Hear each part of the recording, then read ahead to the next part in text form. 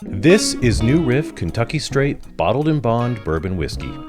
Today we're going to talk about New Riff, who they are, what they offer, and then we'll blind taste their flagship bourbon up against a single barrel store pick and a random selection, and see how they stack up.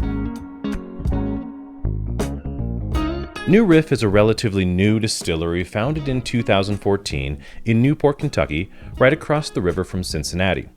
All of their whiskeys are fermented in the Kentucky regimen tradition of open fermentation, sour mash, and copper column distillation, amongst other things.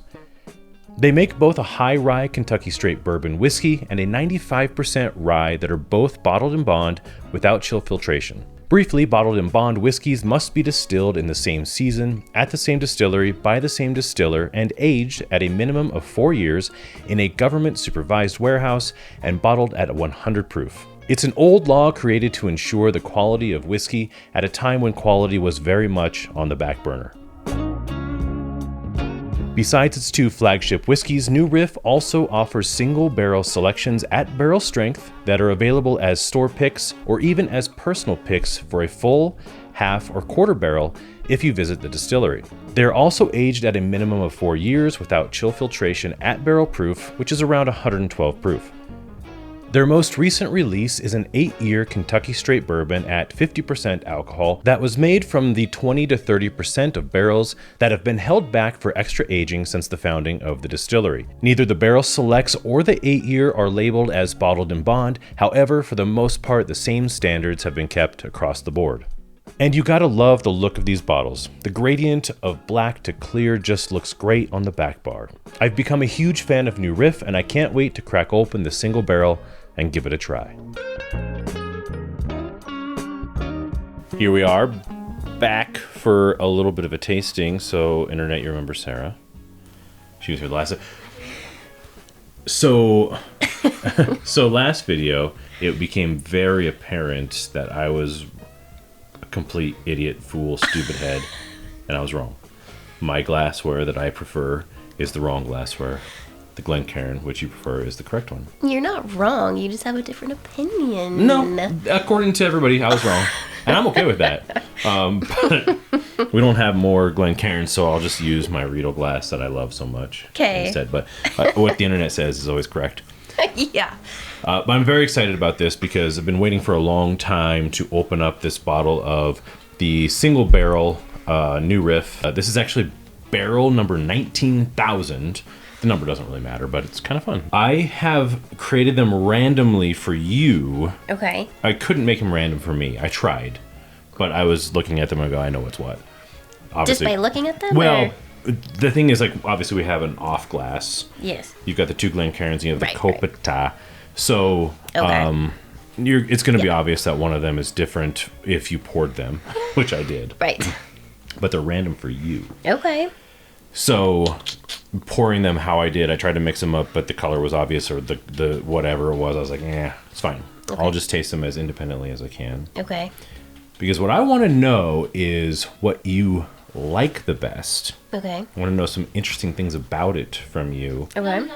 Each one. What we have poured is the New Riff Kentucky Straight Bourbon Whiskey. They're bottled in bond.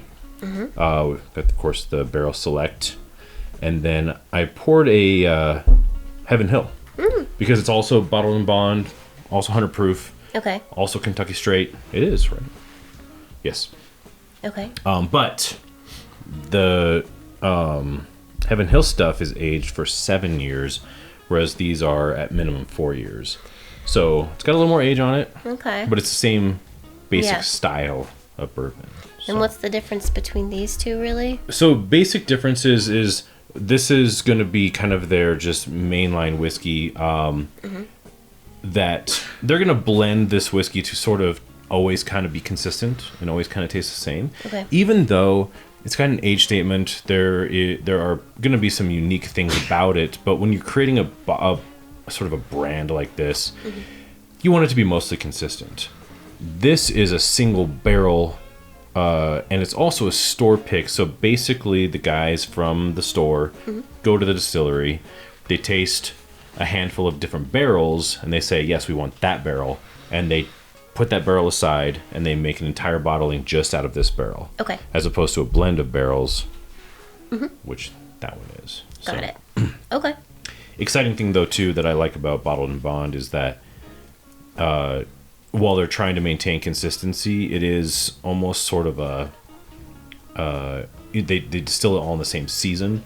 So it's not necessarily like a vintage release like wine, but over the years, it is going to evolve and change depending upon the year that they made it, which is kind of cool. Okay. Yeah. Got it. So, all right, you want to get in there? Yeah, what do we kind of start mixed them with? up. You pick whatever you want to start with because I'm not going to tell you what they are to start with. Okay. Just for fun because I want to taste them and see. So let me see what you're going to try. This guy. Okay, great. I'll try that one too. All right. That's fun. All Some right. very nice toasty bread, buttery toast.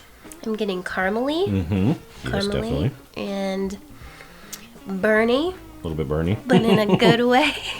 Always in a good Sure, way. they're all burny, but. Buttered toast, cinnamon, sugar. Yeah. Yeah. It's lovely. Number 2. What do you want to do next? Um. I just work down the line. Yeah. Okay.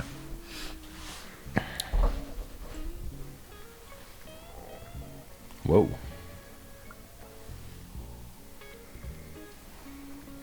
Oh, wait. Even more bready, even more toasty. Can I have a chaser before I Yeah, have this guy? sip a little bit of IPA. Is IPA a recommended chaser? No.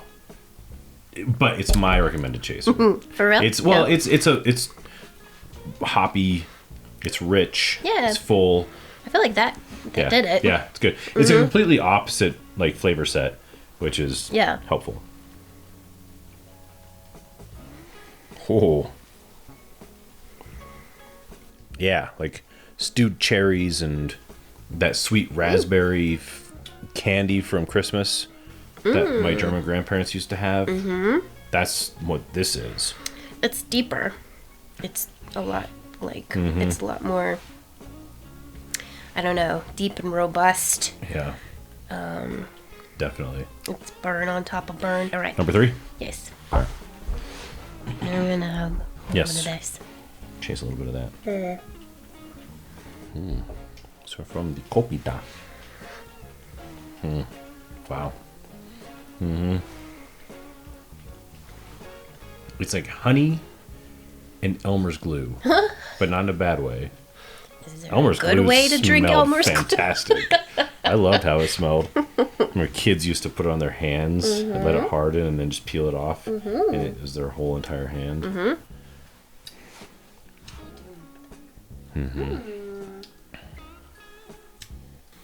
Did you say honey? Yeah, Yeah. definitely. Honey, Elmer's glue. I'm not getting the Elmer's glue, That's but okay. my sniffer's not as good as yours, Yeah, I well. don't think. I think I've always tried to come up with better ways to describe things because there's so many ways you can describe it that are what they are. So as you work through it, you try to come up with better ways, or not better, different ways to describe it that are a little bit more tangible to a person to go, oh yeah, I get that, or whatever it is, you know. Yeah. I don't think glue is necessarily what a they're whiskey going maker for. wants to hear, but I think it's great. But definitely, toasted almonds and stuff too. Yeah, Yeah. for sure. Oh, and lavender. It's a little bit. God, I'm such a. You're not. You're just really a really good sniffer. I appreciate that. I got Okay. my top 2. Yeah. So first, drinking through it. What was your most favorite one of them going through it the first time? Well, I feel like I need to try Oh, you got a top 2. I have a top 2. Just let's eliminate one as your least favorite then. The middle guy. Okay, middle guy was your least favorite. Yes. Okay. So Sounds good. it's So these 2. 1 and 3 sounds good. Should we Okay. dive back in, or do you want to? What do you think? I'm just gonna do this real Wanna quick. Chase it? No, take your time. Okay. Yeah, let's YouTube chase can it. wait. Yeah, chase it. Enjoy it. Yeah. Excuse me. Okay, because I need to do these now side by side. Okay. Perfect. I'll do them with you. Okay. Do you have a top 2? Are you eliminating anybody? I do, but I don't want to influence your decision. We'll discuss after after you've decided what you like the best. Mm-hmm. Wow. That is just floral and aromatic. Number 1. Well, hello, Jeffy Jeff. Handsome dog. Okay. All right. I think I got my tap. Hi. Mm-hmm. Okay. So between 1 and 3,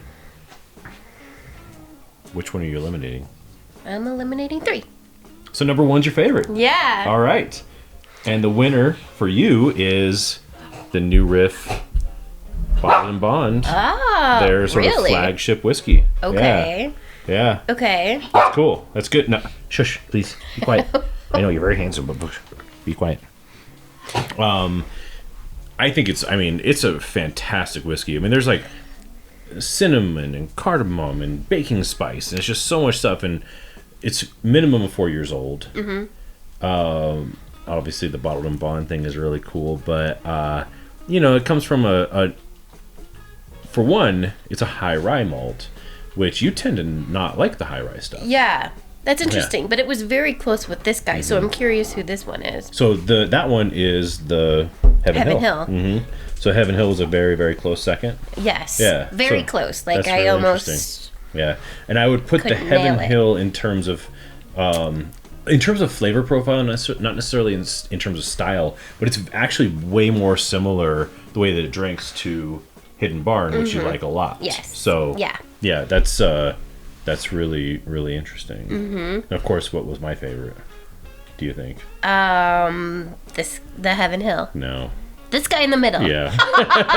Always with the opposite flavor. Yeah. I think it's so interesting. And the thing that I was going to say was, I think it's so interesting that I think this is incredible. I love the depth that it has. I love how much is going on. And it's so interesting that barrel, in its uniqueness, that I find so unique and interesting, would ultimately just get blended into a barrel for this, and so there's so much happening in every single barrel. And the thing too is, like, by and large, we're about $50 for these two. Okay. For the new Riff Bottled and Bond and the Heaven Hill, and we're at about $60 for the Barrel Select. So the Barrel Select stuff's not like wildly more expensive. I think it's definitely worth the extra price. Okay. But I love that you loved this. I like the classic. Yeah, definitely. Okay. I want to do a video at some point in time about the different styles of whiskey, as they relate to more like wine varietals. Okay. So I think it's unfair. It would be unfair to compare New Riff to Hidden Barn or something like that, because they're just not. Well, they're a very different mash bill in terms of how they're made. This is probably only about 2 years old ish, and whereas this is 4, so it aged differently, different mash bill, which would kind of be more like it's a different varietal, in wine. So kind of equalize it a little bit and compare apples to apples, right, as opposed to apples and oranges. So, yeah. Well, I'm in for tasting whiskey. Yeah, definitely. Whatever. Yeah, it's not like a bad job. So which one are you gonna take with you then to enjoy now? This guy. By number 1. Yeah. And then this guy. Great. And there we go. Okay. I'll take the other one. All right, it's all you. Yeah, I'll take it. I don't mind. Well, thank you for visiting the cigar bar, and we'll see you on the next one.